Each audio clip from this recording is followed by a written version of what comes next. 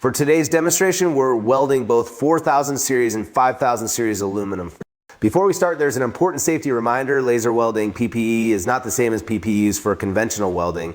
Always wear laser-rated safety glasses or a certified laser welding helmet. Never point the laser beam toward anyone. Make sure nobody is standing in front of the welding torch while welding, or be protected by a properly rated laser safety screen to block scattered and reflected laser radiation.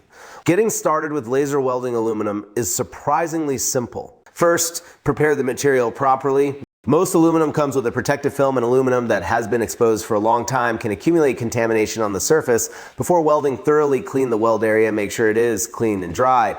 Filler wire selection is also important. Use aluminum wire with a diameter of 1.2 millimeter or larger. Aluminum wire is relatively soft, and smaller diameters can cause feeding issues. You also need a dedicated graphite wire guide liner, and unlike the standard V-groove drive rolls commonly used for steel wire, aluminum requires the correct U-groove drive rolls. Next are the two things we mentioned in the previous video: joint fit up and shielding gas selection. Laser welding has strict gap requirements. The joint gap should not be wider than the filler wire diameter, otherwise welding may become difficult or the weld quality may suffer.